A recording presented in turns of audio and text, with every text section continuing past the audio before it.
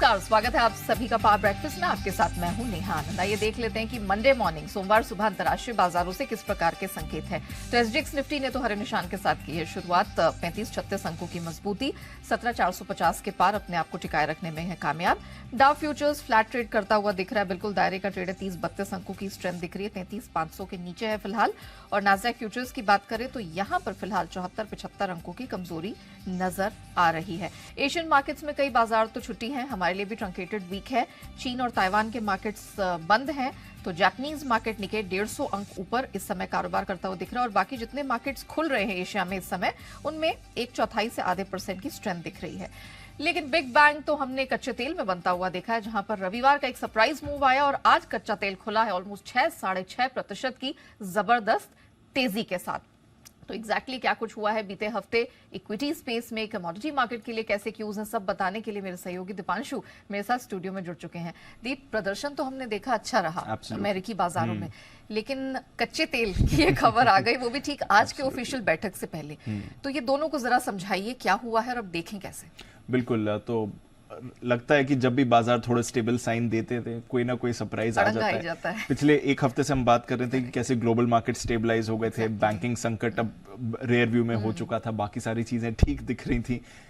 कच्चे तेल नई खबर आ गई तो उस पर आपको रिएक्शन भी आना लाजमी है। हालांकि कहना पड़ेगा कि आज सुबह एशिया का रिएक्शन उतना खराब नहीं है जितना आप शायद एक्सपेक्ट कर लेते। वो इसलिए क्योंकि अमेरिका काफी अच्छा रहा है फ्राइडे के दिन, पिछले पूरा हफ्ता ही अच्छा रहा। इनफैक्ट पिछला पूरा क्वार्टर भी अगर आप देखें तो पॉजिटिव क्लोजिंग ही आपको अमेरिकी बाजारों ने देखी। तो जो अमेरिकी बाजारों का एक्शन है वो आपको अच्छा होते हुए दिखा है। 425 अंक ऊपर आपको डाउ दिखा था, दिन में थोड़ा उतार चढ़ाव एक बार जरूर दिखा, एक शार्प डिप भी आया था, बट उसके बाद बढ़िया रिकवरी के साथ आपने देखा कि 415 अंक डाउ और करीब 0.25% नैस्डैक उछलते हुए दिखा। इनफैक्ट जो पिछले कुछ दिनों की आईटी की लीडरशिप है वो बरकरार है। दिग्गज आईटी स्टॉक्स की तरफ से आपको बढ़िया खरीदारी आती हुई दिख रही है, वहीं से लीडरशिप बनी हुई है यूएस मार्केट्स के लिए। आपने बढ़िया सेमीकंडक्टर शेयर्स में भी बढ़िया तेजी बनती हुई देखी। बैंकिंग शेयर्स स्टेबल हैं, 10 साल की बॉन्ड यील्ड 3.5% के पास स्थिर है, तो कोई परेशानी अमेरिकी बाजारों से नहीं आ रही है। इनफैक्ट अगर आप पिछली तिमाही देखें तो बैंकिंग संकट, इन्फ्लेशन संकट, बाकी सब प्रॉब्लम्स के बावजूद पॉजिटिव क्लोजिंग आपको अमेरिकी बाजारों में दिखी है। आधा % ही सही, बट डाउ आपको एटलीस्ट पॉजिटिव क्लोज होते दिखा। S&P 500 7% ऊपर बंद हुआ और नैस्डैक देखिए 17% पिछली तिमाही में नैस्डैक आपको रिकवर होते दिखा। तो इससे पहले पिछले साल जो 33-34% की गिरावट नैस्डैक में थी, वो अब आधी इसी क्वार्टर में नैस्डैक ने रिकवर कर लिया है। तो जबरदस्त रिकवरी वहां से आती हुई दिखी है और लीडरशिप वहां की बरकरार है। अब देखना पड़ेगा कि आगे भी ये लीडरशिप रहती है या नहीं, क्योंकि फ्राइडे को थोड़ा क्वार्टर एंडिंग भी था, तो शायद उसकी रीबैलेंसिंग से भी आपने अच्छी खरीदारी का एक्शन देखा। बट ओवरऑल पिछले कुछ दिनों से अमेरिकी बाजारों से तो कोई परेशानी नहीं आ रही है। यूरोप की बात करें तो यहां पर भी हल्की बढ़त थी, बट ऑफ कोर्स जो बड़ी हेडलाइन है वो कच्चे तेल की तरफ से ही आती हुई दिखी है। कल ही हमने ये फैसला होते देखा, ओपेक की बैठक से पहले ये फैसला हुआ है, तो अब ऑफिशियली ओपेक क्या कहता है ये देखना पड़ेगा। बट एक महीने की ऊंचाई पर आपको तेल दिख रहा है, 6% का उछाल, $85 पर आपको ब्रेंट आते हुए दिखा है, फिलहाल 84 पर ट्रेड कर रहा है। सभी ओपेक सदस्यों ने बड़ी उत्पादन कटौती का ऐलान किया है। लीडरशिप में आपको सऊदी अरेबिया दिख रहा है जहां पर 5 लाख बैरल प्रतिदिन का कटौती है, बट अगर आप सारे देशों को कंबाइन देखें तो 11.5 लाख बैरल की इन्होंने कटौती का ऐलान किया है। तो ऑलरेडी जो डेफिसिट चल रहा है 20 लाख बैरल का, उसमें अब आप ये 11 लाख बैरल जोड़ दीजिए और जो टोटल डेफिसिट है कुल करीब 36-36.5 लाख बैरल की ये बात चल रही है। तो बहुत बड़ा डेफिसिट इस समय मार्केट में चल रहा है। अब ये इनकी तरफ से एक डेस्परेट मूव है प्राइसेस संभालने के लिए या क्या है, ये तो अब आगे जाकर ही पता चलेगा, क्योंकि हम देख रहे हैं कि लगातार डिस्पाइट डॉलर इंडेक्स के तेज गिरावट के, रशिया यूक्रेन वॉर, बाकी सारी भी चीजें हैं, बट कच्चे तेल के प्राइसेस में दबाव ही रहा है। जो वॉर के लेवल्स आए थे वहां से तो काफी तेज ये गिर चुके हैं। तो अब यहां से एक नया सपोर्ट आता है या नहीं, ये देखना इंपॉर्टेंट रहेगा। बट डेफिनेटली बड़ी खबर आई है कच्चे तेल के फ्रंट पर और इसका इंपैक्ट भी बाजारों पर आपको दिख सकता है। इसके अलावा इस हफ्ते की बात करें तो ट्रंकेटेड वीक है हमारे लिए, तो खैर 2 मार्केट हॉलीडेज है, बट 7 तारीख को कई सारे ग्लोबल बाजार बंद रहने वाले हैं गुड फ्राइडे के चलते। आज से 3 दिन छुट्टी है चीन में, बाकी भी एशिया के बाजार 1-2 दिन बीच में छुट्टी आपको दिखाते हुए दिखेंगे। तो उतना एक्शन नहीं है। थोड़ा ये ओपेक की बैठक से अब क्या निकल कर आता है वो इंपॉर्टेंट रहेगा, एंड ऑफ कोर्स अमेरिका का जॉब्स डेटा आने वाला है, उस पर हमारी नजर रहेगी। बट ओवरऑल बाकी संकेत तो बहुत अच्छे हैं, बाजार में तो पूरी स्टेबिलिटी है। अब ये ओपेक का जो फैसला है उससे क्या वॉलेटिलिटी बनती है ये देखना जरूरी रहेगा। बिल्कुल, तो ओपेक के फैसले पर नजर रहेगी क्योंकि ऑफिशियल मीटिंग उनकी आज है, ओपेक प्लस यानी कि ओपेक और एलाय देशों की। शुक्रिया दीप, वो पूरी डिटेल दर्शकों के सामने रखने के लिए। आइए आगे बढ़े, उससे पहले देख लेते हैं कि बीते हफ्ते यानी कि शुक्रवार को संस्थागत निवेशकों का प्रदर्शन किस प्रकार का रहा है। तो कैश स्पेस में तो एफआईआईज की तरफ से कुछ खरीदारी हाथ लगी है, कुछ कॉन्फिडेंस लौटता दिखा। 360 करोड़ के आसपास की खरीद का फिगर वो निकला है। दमदार खरीदारी हमने घरेलू संस्थागत निवेशकों की तरफ से देखी है। ऑलमोस्ट 2,500 करोड़ की खरीद का फिगर वहां से निकल कर आया है। तो जिस प्रकार के मौजूदा ग्लोबल संकेत हैं, आप एक ओपेक प्लस के फैसले को छोड़ दें फिलहाल, जो कि अभी अनऑफिशियल है, उसके अलावा सारे संकेत यहां पर पॉजिटिव टेरिटरी में दिख रहे हैं। तो हमारे मार्केट्स आज कैसे रिएक्ट कर सकते हैं, क्या ट्रेडिंग रणनीति अपनानी है, इस पर बात करने के लिए जी बिजनेस के मैनेजिंग एडिटर अनिल सिंह भी हमारे साथ जुड़ चुके हैं।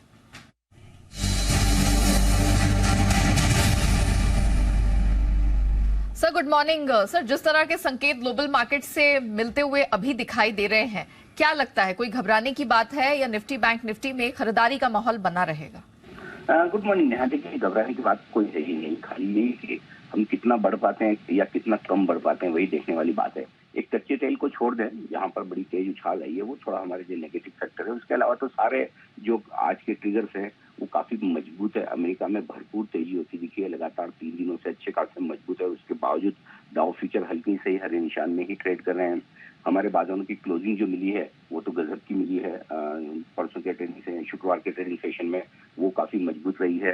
एक ब्रेकआउट देने की कोशिश कर दी है ऑलरेडी निफ्टी ने। तो मेरे ख्याल से बढ़ेंगे, थोड़ा कम बढ़ेंगे, धीमे धीमे बढ़ेंगे, फर्क उतना ही है, लेकिन मजबूती रहनी चाहिए और आगे और बढ़ने की कोशिश कर सकते हैं हम।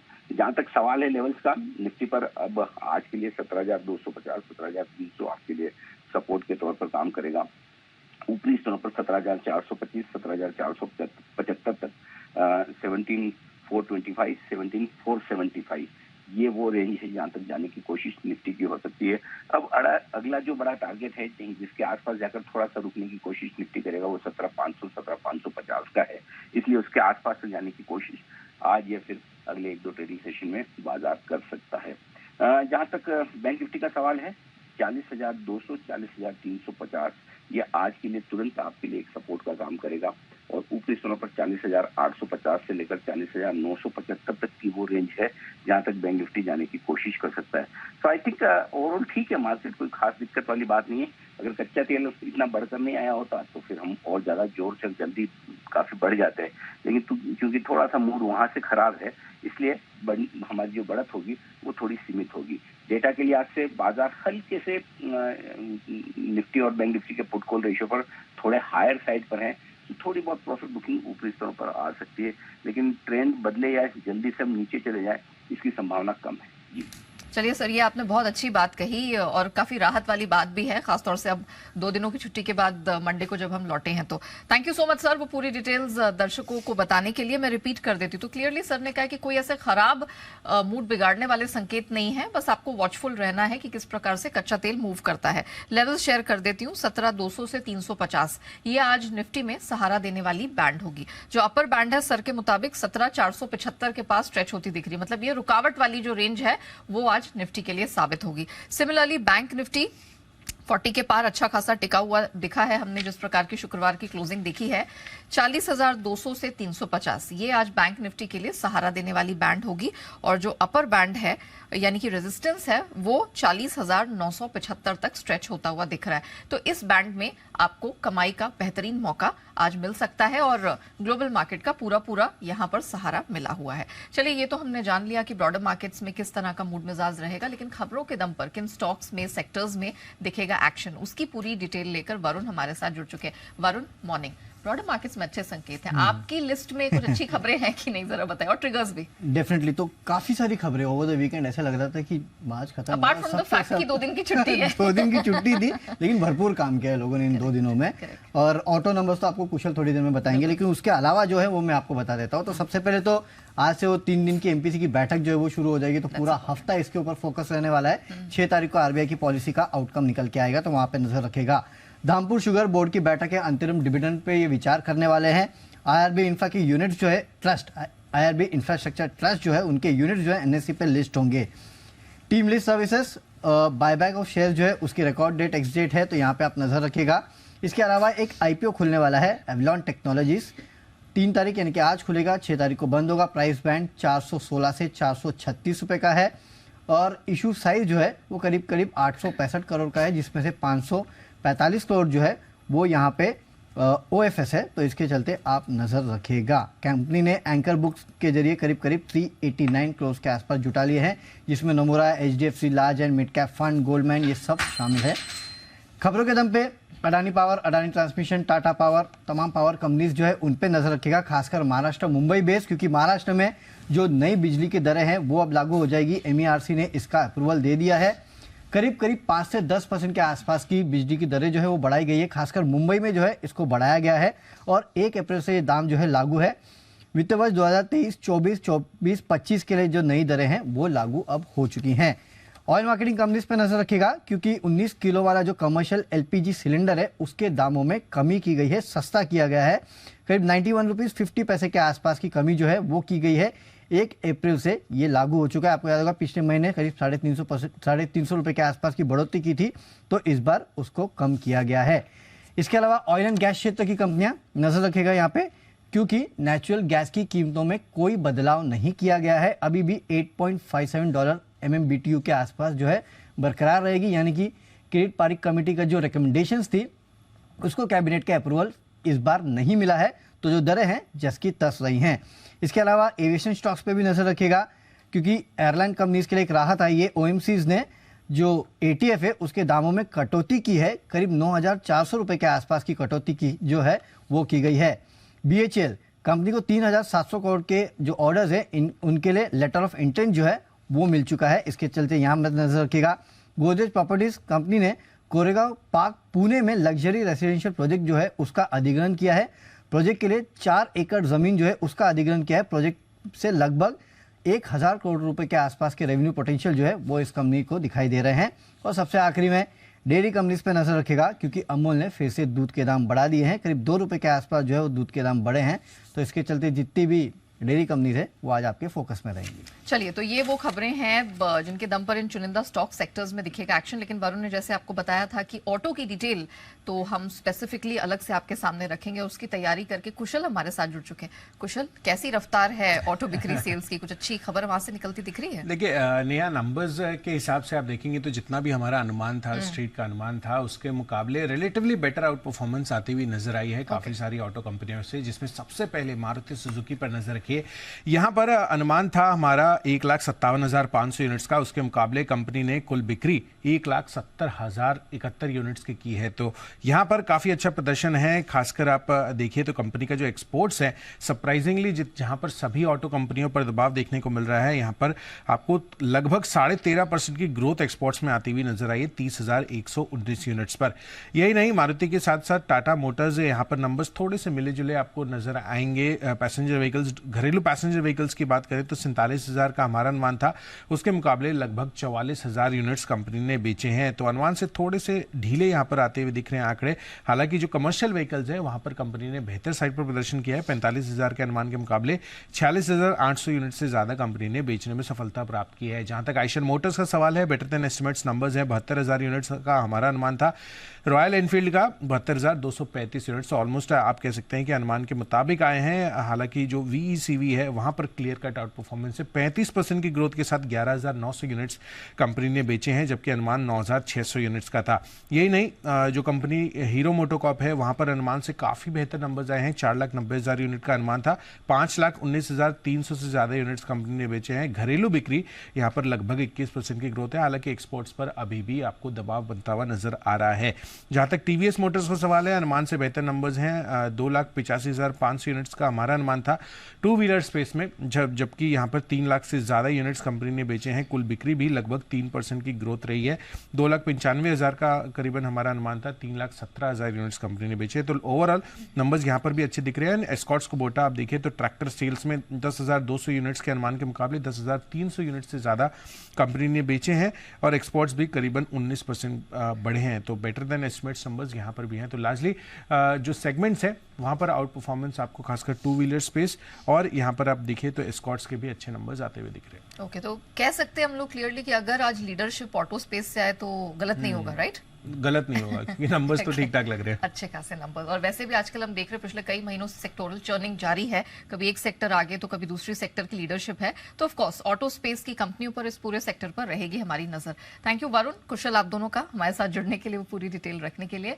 आइए अब समझ लेते हैं कि बाजार पर एक्सपर्ट्स की क्या राय बन रही है, कौन से शेयरों पर, कौन से सेक्टर्स पर खास रणनीति वो आपके लिए लेकर आए हैं। इस पर बात करने के लिए सेंट्रम ब्रोकिंग के नीलेश जैन साहब हमारे साथ जुड़ चुके हैं। नीलेश जी, गुड मॉर्निंग, बहुत स्वागत है आपका। सबसे पहले तो जो शुक्रवार का दमदार प्रदर्शन हमने हमारे मार्केट्स में देखा, क्या कंटिन्यू रहेगा? If so, Nifty bank Nifty पर क्या रणनीति अपनानी है? Very good morning Neha ji. देखिए, बहुत ही शानदार रिकवरी हमने इंडियन इक्विटी मार्केट में पिछले 2 ट्रेडिंग सेशन में देखी है और स्पेसिफिकली जो फ्राइडे का सेशन था वो काफी अच्छा रहा था और जिस हिसाब से निफ्टी बैंक निफ्टी दोनों ने ही एक बुलिश कैंडल फॉर्म किया है, वो यही इंडिकेट कर रहे हैं कि जो शॉर्ट कवरिंग हमें लास्ट 2 ट्रेडिंग सेशन में देखने को मिली है वो और कंटिन्यू होनी चाहिए और एक रेंज में से निफ्टी और बैंक निफ्टी दोनों में ही ब्रेकआउट हमें देखने को मिला। तो जहां तक अपसाइड की बात करें तो 17,450 से लेके 70,500 तक के टारगेट को ध्यान में रखकर निफ्टी में खरीदारी कर सकते हैं। गिरावट पे बाइंड की रणनीति अपनानी चाहिए और निचले स्तरों पर देखिए तो immediate intraday point of view support निकल के आ रहा है 17,300 का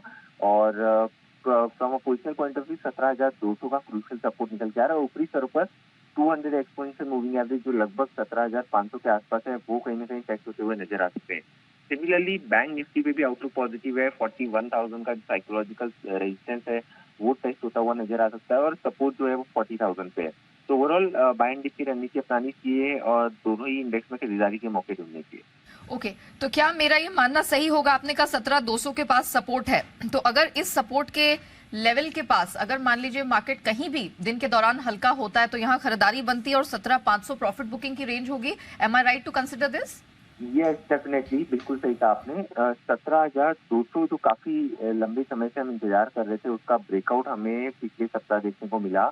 अब वो लेवल काफी क्रूशियल सपोर्ट जोन निकल के आ रहा है। तो जब तक वो लेवल ब्रीच नहीं होते लोअर साइड में तब तक यहाँ पे लॉन्ग साइड में पोजीशन को इंटैक्ट रखना चाहिए और इमीडिएट टारगेट जैसे कि हमने कहा 17,450 17,500 का होना चाहिए। तो वो लेवल होगा जहाँ पे प्रॉफिट बुकिंग भी करना चाहिए क्योंकि ये कोई मेजर ट्रेंड रिवर्सल की इंडिकेशन एज ऑफ नाउ तो देखने को नहीं मिले, बट यस पुल बैक है, वो पुल बैक कंटिन्यू होता हुआ नजर आ सकता है।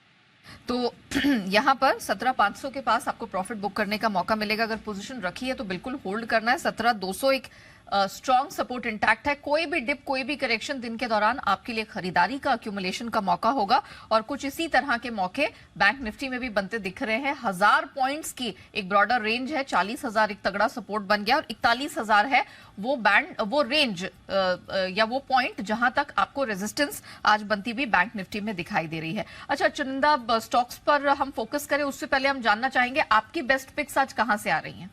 बिल्कुल, देखिए 2 खरीदारी के काउंटर हैं। सबसे पहले आईटी स्पेस में हम एक शॉर्ट कवरिंग हमें देखने को मिली थी फ्राइडे के सेशन में। जो भी हैवी वेट्स है टीसीएस, इन्फोसिस, एचसीएल तक काफी अच्छी शॉर्ट कवरिंग हमने वहां पे देखी थी। अब ये मोमेंटम जो है वो यहाँ पे कंटिन्यू होता हुआ नजर आ सकता है आईटी स्पेस में। तो इन्फोसिस इस पर्टिकुलर काउंटर में खरीदारी करने की सलाह होगी 1405 के स्टॉप लॉस से और ऊपरी स्तरों पर 1470 तक के टारगेट इमीडिएट बेसिस पे एक्सपेक्ट करके चल सकते हैं। तो सबसे पहली पीक होगी इन्फोसिस। आईटी स्पेस में हम एक पॉजिटिव मोमेंटम एक्सपेक्ट करके चल रहे हैं, उसके चलते दूसरा खरीदारी करने का काउंटर होगा एसबीआई कार्ड, जहाँ पे एक बेस फॉर्मेशन हमें देखने को मिल रहा है। अब ये मोमेंटम यहाँ से कंटिन्यू होता हुआ नजर आ सकता है। तो एसबीआई कार्ड 740 के आसपास स्पॉट में ट्रेड हो रहा है। 765 तक के टारगेट हमें एसबीआई कार्ड में देखने को मिल सकते हैं। 725 का यहाँ पे स्टॉप लॉस रखना होगा। चलिए, मैं दर्शकों की सहूलियत के लिए दोनों ही पिक्स रिपीट कर देती हूँ। इन्फोसिस में खरीदारी की सलाह, 1405 का स्टॉप लॉस, 1470 तक का ऊपर में टारगेट दिखेगा। और एसबीआई कार्ड जो कि 740 के पास पॉजिटिव टेरिटरी में क्लोज हुआ है, खरीदारी बनती है 765 के अपसाइड टारगेट के लिए और 725 का स्टॉप लॉस लगाना है। अच्छा, अब ऑटो नंबर्स काफी शानदार निकल कर आए हैं। चार्ट्स पे ऑटो स्पेस आपको कन्विंसिंग लग रहा है? क्योंकि हमने देखा था बड़ा मिक्स बैग सा सेशन था शुक्रवार को, देखा जाए इक्के दुक्के पॉकेट्स में कुछ हमने मूवमेंट आती हुई देखी। क्या आज का दिन है जो खरीदारी ऑटो स्पेस में की जा सकती है? बिल्कुल, देखिए नंबर्स, ऑटो सेल्स नंबर कहीं ना कहीं थोड़े से पैटर्न नजर आ रहे हैं, और जिस हिसाब से एक्चुअली ऑटो स्पेस में कंसोलिडेशन हमने देखा था, तो एक अच्छा साइन है, एक मोमेंटम जो काफी समय से देख रहे थे, उसके बाद कंसोलिडेशन हमने मार्च की सीरीज में देखा। अब यहाँ से फिर से अप्रैल की सीरीज में थोड़ा सा परफॉर्मेंस हम ऑटो इंडेक्स में आता हुआ देखने को मिल सकता है। कुछ चुनिंदा स्टॉक्स हमें पसंद आते हैं जहाँ पे हम मोमेंटम एक्सपेक्ट करके चल रहे हैं। पहला होगा मारुति, के साथ साथ टीवीएस मोटर, और उसके अलावा टाटा मोटर्स सिर्फ और सिर्फ pull back trade as of now हमें नजर आता है। तो ये कुछ एक काउंटर है जहाँ पे momentum from short term point of view हमें देखने को मिल सकता है। चलिए, तो कुछ रिकवरी यहाँ छोटी अवधि के लिहाज से दिख सकती है। फोकस करिएगा Maruti, TVS Motors, Tata Motors पर। नंबर्स अधिकतर ऑटो स्पेस की कंपनियों ने शानदार ही यहाँ प्रोड्यूस किए हैं। शुक्रिया नीलेश जी हमारे साथ जुड़ने के लिए, बताने के लिए कि इक्विटी स्पेस में कहाँ है कमाई के मौके। लेकिन दमदार एक्शन कमोडिटी स्पेस में भी दिखा है, ना सिर्फ मासिक आधार पर बल्कि क्वार्टरली परफॉर्मेंस अच्छा है, लेकिन फोकस तो है हमारा कच्चे तेल पर। इन सब पे डिटेल में बात करेंगे। मोतीलाल ओसवाल कमोडिटीज के अमित सजेजा हमारे साथ जुड़ चुके हैं। अमित जी, मॉर्निंग। आज सबको यही जानना चाहते हैं कि कच्चा तेल क्या धमाका करेगा इंटरनेशनल मार्केट में। आज हमने मॉर्निंग एशियन सेशन की शुरुआत होते हुए देखी 6-6.5% की तेजी के साथ। घरेलू बाजार में इसे कैसे प्ले करें? जी, गुड मॉर्निंग। डेफिनेटली देखिए, एक सरप्राइज न्यूज था और बिल्कुल ही अनएक्सपेक्टेड डिसीजन था ओपेक की तरफ से। 1.6 मिलियन बैरल पर डे का जो एक कटौती है दिसंबर तक के लिए, तो कहीं ना कहीं काफी बड़ा ड्रॉडाउन है। और ऑलरेडी सेकेंड हाफ में जो एक सप्लाई डिमांड में जो एक डेफिसिट की उम्मीद थी 1.5 मिलियन, उसमें और ऐड करेगा। तो मैं समझता हूँ कि अभी फिलहाल 5% की जो एक तेजी के साथ शुरुआत होने की उम्मीद है। तो एमसीएक्स पर जो पैरिटी दिखेगी, हो सकता है करीबन 6,500 के आसपास की दिखे, जबकि प्रीवियस क्लोजिंग 6,200 की थी। तो ऑलरेडी लगभग 300 पॉइंट के इजाफे के साथ मार्केट खुलेगा और ऐसा लगता है कि ओवरऑल 6,800 तक भी जाने की उम्मीद रहेगी इस हफ्ते में। तो मैं समझता हूँ कोई भी रीजनेबल डिप होगी उस पर बाय किया जा सकता है, और अपसाइड में करीबन 4 से 5% और इजाफा हो सकता है प्राइसेस में despite the gap of opening. Quickly stop loss बता दीजिए, आप 6,500 का टारगेट दे रहे हैं, स्टॉप लॉस क्या होगा? 6,500 के आसपास की तो ओपनिंग होगी। मैं टारगेट जो दे रहा हूँ वो 6,800 के आसपास दे रहा हूँ पोजिशनल व्यू के हिसाब से। और इस ट्रेड के लिए 6,300 का स्टॉप लेके चला जा सकता है। ओके, चलिए, तो एक पोजिशनल व्यू लेके चलिए। थोड़ा लंबा ये जो बढ़त है वो जारी रहने वाली है। 6,500 के पास आप ओपनिंग देखेंगे, ऑलमोस्ट 300 रुपए ऊपर अपनी प्रीवियस क्लोजिंग से। 6,300 का स्टॉप लॉस और 6,800 जैसा टारगेट अपसाइड में दिखेगा। सोने पे क्या व्यू बन रहा है? क्योंकि देखा परफॉर्मेंस तो मंथली या क्वार्टरली बहुत बेहतरीन रहा है, लेकिन अब धीरे धीरे करके वो तेजी फिजल आउट हो रही है, क्या किया जाए? जी, आई थिंक देखिए, डॉलर इंडेक्स में रिवाइवल के चलते आज गोल्ड और सिल्वर दोनों में ही एक लोअर ओपनिंग की उम्मीद है और ऐसा लगता है कि शॉर्ट टर्म बेसिस करेक्शन आ सकती है। मैं समझ रहा हूँ कि 58,700 तक सोना फिसल सकता है शॉर्ट टर्म बेसिस, और चांदी में अभी जो करेक्शन है वो प्राइसेस को 71,000 तक लेके जा सकती है। ओके, गोल्ड में कितना आप स्लिपेज देख रहे हैं? 58,700 जून फ्यूचर्स। ओके, सो बेसिकली सोना चांदी दोनों को सेल करके चलने की सलाह निकल कर आ रही है। क्लोजिंग तो हमने पॉजिटिव टेरिटरी में देखी, लेकिन 58,700 तक सोना फिसलता हुआ दिखेगा और 71,000 तक के लेवल नीचे आपको चांदी में भी देखने को मिल सकते हैं। तो प्रेशर आज प्रेशियस मेटल्स पे रहेगा, सेल करके चलने की सलाह है। आइए बढ़ते आगे एफआईआर यानी एफआई इन्वेस्टमेंट रिपोर्ट्स की तरफ।